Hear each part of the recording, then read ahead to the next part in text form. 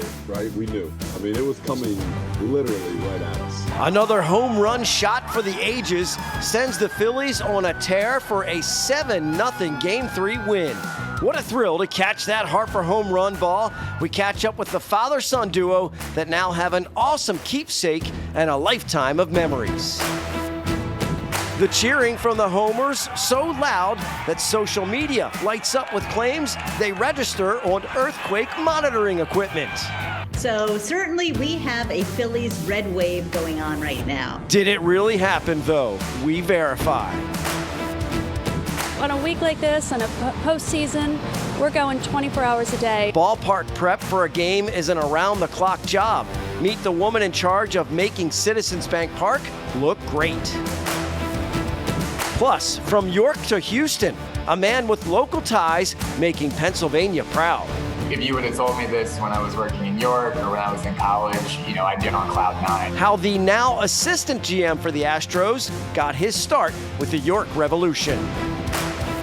And we won't let you go without a quick lesson. How a Central PA player in the early 1900s made it from Harrisburg City Island to the city of brotherly love. Grab a seat like Castellanos grabs a ball. It's time for the Philly Baseball Frenzy.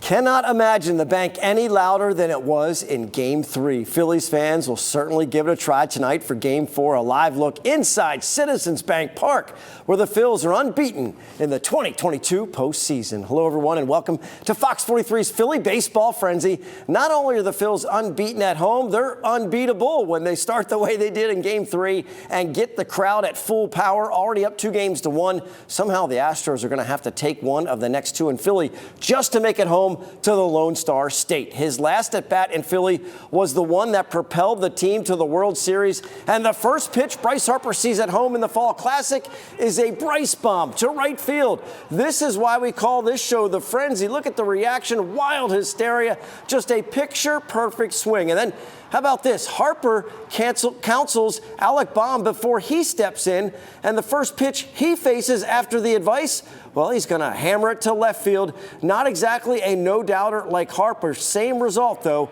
a trip around the bases. Brandon Marsh, Kyle Schwarber, and Rhys Hoskins launched souvenirs as well. A World Series record-tying 5 homers in the 7-zip shutout win in Game 3. All of them off Lance McCullers Jr. Just walking into the ballpark, just being back home, I think is such a momentum swing for us, just for the pure fact of our fan base. We all come in here and we're ready to go and we're excited to get on the field because we know they're going to show up and, there's going to be 46,000 people here screaming and yelling, going crazy.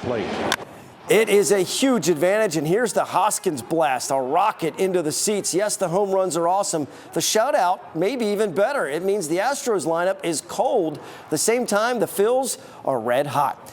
And the bank was certainly rocking last night. Social media lights up with claims that crowd roars after home runs are so loud they register on a seismograph at Penn State Brandywine, about 20 miles away from Citizens Bank Park. Did that really happen, though? Fox 43's Alyssa Kretz verifies. Our source is Dr. Laura Gurton, a distinguished professor of earth sciences at Penn State Brandywine. Dr. Gurton says that image circulating online didn't even come from their campus's seismograph. That one wasn't even from Penn State Brandywine. I don't know where that came. Were there major earthquakes that occurred in the past 24 hours? Absolutely. But unfortunately, at the time of the World Series, we did not have a major earthquake. Dr. Gurton says the small blips on the seismograph reading are referred to as, quote, human noise and are rarely actual seismic activity. Large tractor trailer trucks or construction equipment that goes by, you hear the loud engine, and then certainly there's that vibration. That energy can get transmitted and then picked up by our seismometer on campus. Dr. Gurton also says the 20-mile distance between the ballpark and Penn State Brandywine makes it unlikely their seismograph was picking up any readings related to Game 3. So unfortunately, a bunch of factors combined is it's not going to give us the seismic signal that we deep down hoped we would have. With your Verify, I'm Alyssa Kratz. Okay, so Citizens Bank Park didn't exactly shake the earth, but it did wake up the neighborhood. That is for sure. It's a heck of a stadium, and a lot of work goes into helping it shine. As Fox 43's Sean Stryker shows us, it's work that never ends. Before the fans file in to fill these seats, hundreds of people are hard at work making sure the stadium is ready for game time. It's an around-the-clock job getting Citizens Bank Park ready for moments like these.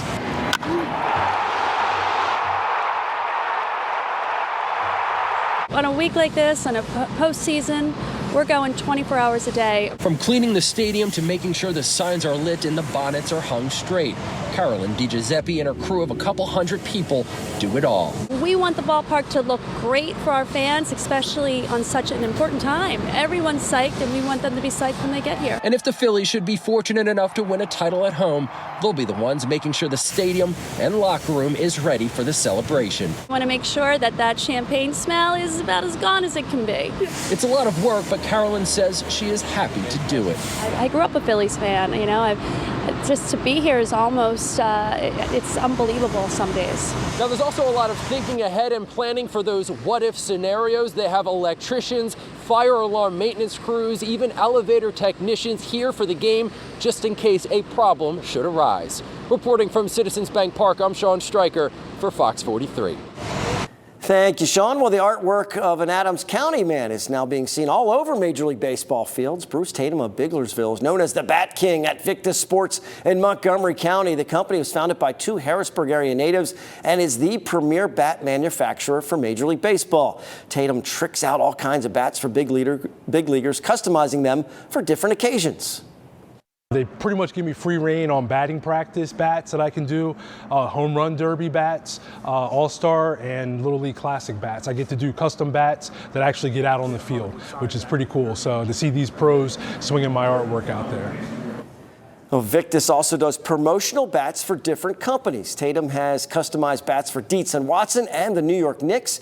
He also makes them for Bryce Harper, the Fanatic, and Gritty.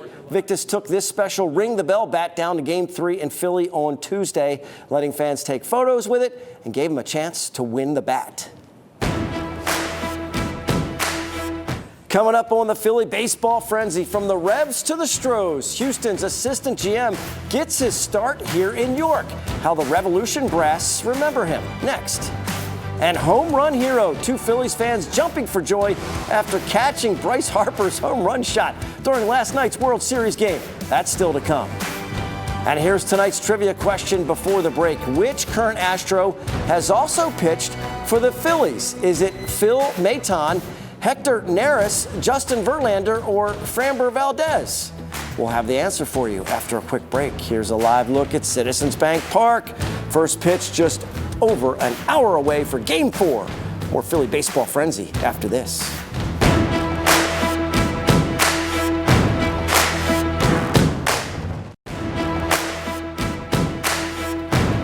We're back on the Fox 43 Philly Baseball Frenzy. Got the answer to the trivia question for you. Which current Astro has also pitched for the Phillies? It's B, Hector Neris. Neris was with the Phils from 2014 through 2021. He's 2-0 this postseason with 4 innings pitched. And Neris was picked up by Houston.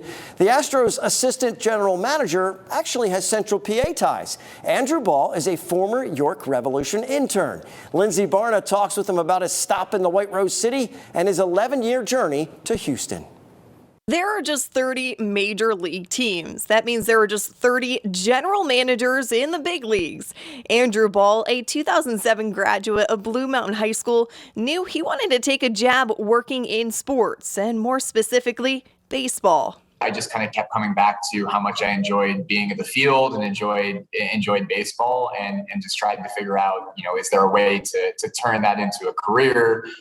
And for me, it was hoping to get into scouting or baseball operations in some way, but knowing that it was a competitive field. The Schuylkill Haven native played baseball his entire life and takes his talents to play Division III at Gwynedd Mercy University, just north of Philadelphia. During his time with the Griffins, he applied for internships in all levels of the sport, looking for the old cliche of getting the foot in the door. Well, he did just that at the York Revolution that begins his career in baseball. With York, I initially had applied for a stadium operations internship, and I didn't really fit the timeline they were looking for, but they brought me in for an interview, and I guess, fortunately liked me enough to maybe consider me for another position. He was hired in 2011 as the baseball operations intern and got to experience an Atlantic League championship that same season. Knowing it was a competitive field, it was an eye-opening experience at the Revs.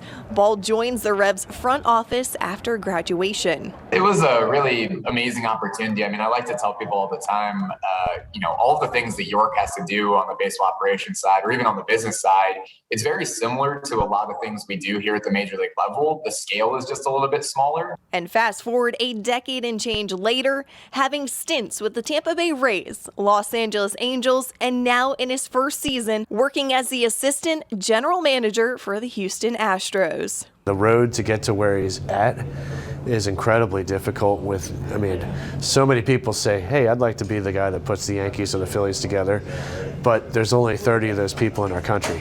And so he's at the brink of being one of those people. If you would have told me this when I was working in York or when I was in college, I'd be on cloud nine. I'm still pretty excited about it now, but it's, being able to see the progression. I think there were times a little bit more recently where I could have believed this was possible or believed, that this might be happening. Life full circle, coming back to Pennsylvania for the World Series in Philly, and has hopes for his first World Series ring. Here you have Jose Altuve and Alex Bregman and Jordan Alvarez and Justin Verlander, just watching these guys on a daily basis, a little bit getting the behind the scenes, but also just seeing them up close and personal as much as you do every day is really fun. And again, something that 15-year-old me, 20-year-old me would have completely geeked out over. Lindsay Barna, Fox 43. Yeah, thanks, Lindsay, and good luck to Andrew in the future, just not in this series. Coming up on the Philly Baseball Frenzy, an unforgettable moment for a father and son as they snag Bryce Harper's Game 3 home run ball, the wild scene that erupts, and what they say about the catch. And a little later, we'll introduce you to a Central PA native who went from a Harrisburg Senator to a Philadelphia Philly. The story of Paul Fittery still to come. Your Philly Spirit pictures are rolling in. Check out Hannah Slimmer from Gettysburg rocking the Liberty Bell. Got the Fanatics cap on. Good stuff, Hannah. Keep the pictures coming. Text them to us at 717-843-0043. You just might see us put it on the air. Keep it right here. The Fox pregame show coming up right after us. Then first pitch, 8:03. Fox 43 is your Philly station for the World Series. More Philly Baseball Frenzy next.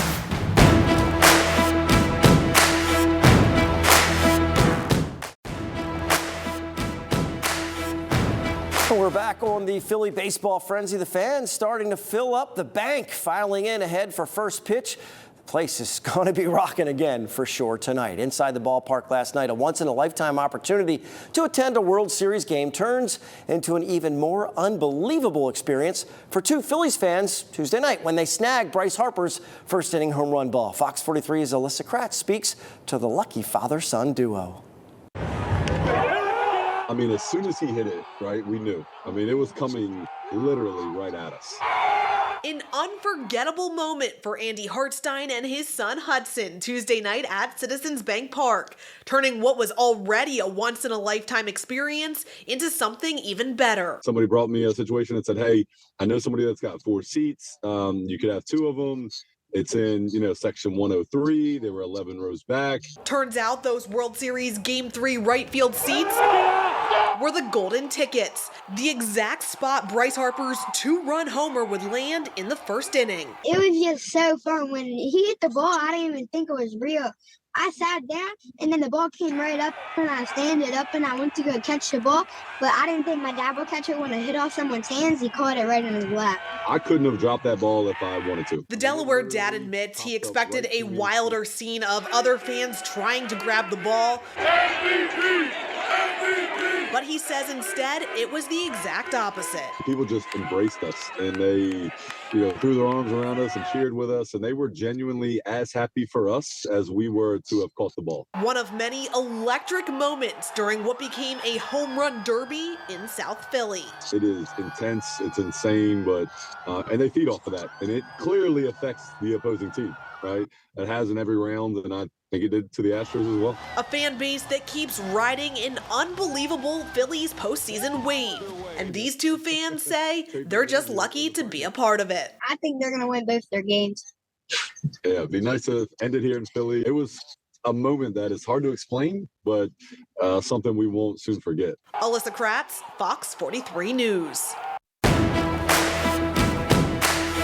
Thanks, Alyssa. Here's a look at who takes the mound tonight for both teams. The Phillies are sending out Aaron Nola. Had a rough game one, allowing 5 runs in 4 1/3 innings. He brings a 4.57 ERA into tonight's game. The Astros will put Christian Javier on the mound. It's his first time facing the Phillies in his career, and it's his first career World Series start. Javier hasn't pitched since his Game 3 start in the ALCS.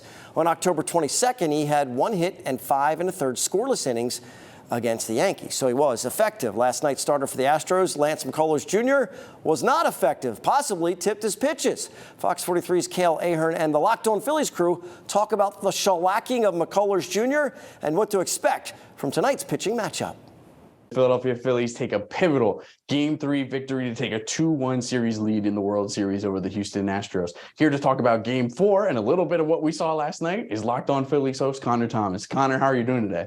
I'm doing great, Cale, especially after that win last night. How could you not be fired up about the Phillies? It was an absolutely incredible drubbing offensively. And I think the thing that everyone is talking about is, what did the Phillies pick up on off of Houston starter Lance McCullers last night? You know, there was a video circulating that he wasn't lifting his front leg on his delivery quite as high when he was throwing the fastball. And there's a theory out there that they weren't actually picking up on anything. They were just talking through strategy of attacking a guy who throws a lot of breaking balls. Whatever you believe, they were seeing it really, really well. And a guy that throws a majority of breaking balls was just getting hammered last night by the really hot Phillies lineup. With an extra off day in the series, the Philadelphia Phillies return to ace Aaron Nola for a Game 4 start. Are you expecting him to have a better outing than he did in Game 1 of this series? Yeah, you know what? It's funny, Cale, because it's now 2 rough outings in a row for Aaron Nola going back to the NLCS. So you've got to imagine that how good he's been over the past month is going to come back around in this game. I do expect a really good start out of Aaron Nola, and he's significantly better at home. So I think he's going to show up and show out tonight in what we're hoping will be his final start of the 2022 season.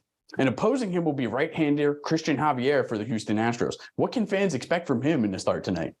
Javier's a lot more conventional of a pitcher. He's a righty who throws mainly fastballs, about 60%, and then also works in a slider. He's got a curveball and changeup that he doesn't throw very often. So the approach for the Phillies goes back to normal. You're hunting fastballs, you're fighting off the breaking ball, and it's kind of a reverse approach of what you're doing against Lance McCullers and Framber Valdez back in Game 2, who are both decisively throwing their breaking ball more than their fastball.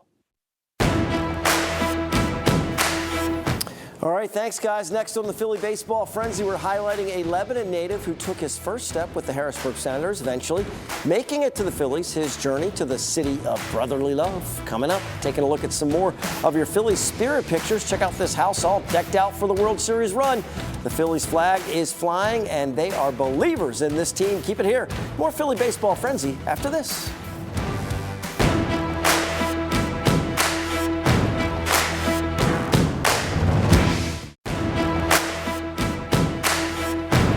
We have a few minutes left on the Philly Baseball Frenzy, a little over an hour until first pitch at Citizens Bank Park in Philadelphia. Lebanon County native made it to the bigs with Philadelphia in the early 1900s. Alex Cawley introduces us to a local that went from playing on City Island to a stint in the city of brotherly love. On October 2nd, 1887, Paul Clarence Fittery was born in Lebanon, Pennsylvania. Developing into a switch-hitting lefty, Fittery's first step towards the big leagues came not too far from his home. He began as a Harrisburg Senator, playing on City Island. Oh, no, sorry, I meant 1910 City Island. That's the one, thank you, much better. Fittery pitched in the Tri-State League for the Senators for just over 2 seasons before heading to the Carolina Association in 1912. 2 years later, at the ripe old age of 26, Fittery finally tasted the major leagues when he pitched for the Cincinnati Reds on September 5, 1914. He stayed with Cincy for 8 games, racking up 21 strikeouts and posting a 3.09 ERA. After that, he headed west to play in the Pacific Coast League, which is where he spent the majority of his career. In 1917, the Keystone State calls him home for a stint with the Phillies. It lasted from April to October, and he went to the mound 19 games and racked up a 4.53 ERA and 13 strikeouts. While he played in 27 major league games, the Lebanon native spent 18 seasons playing in the minor leagues before settling down in Georgia, where he lived for the rest of his life before passing at the age of 86. Alex Cawley, Fox 43. Thank you, Alex. Impeccable research, as usual. Here's the players you need to keep an eye on in tonight's game for the Phillies. It's Bryce Harper, of course. If he sparks the offense like he did last night, all bets are off for the Stros. And Aaron Nola. It's very rare for a staff ace to have back-to-back poor performances in the same series, so expect him to limit the Houston production. As for the Astros, the meat of the lineup is a huge disappointment. Yordan Alvarez and Alex Bregman have to step up and drive in some runs to keep pace with the Phils. It's going to be entertaining. We're back tonight after the game with Fox 43 News. Hope you enjoyed our Philly baseball frenzy. We've got another one for you tomorrow before Game 5 for the entire Fox 43 team. I'm Todd Sadowski. Thanks for watching. Enjoy the World Series on Fox 43.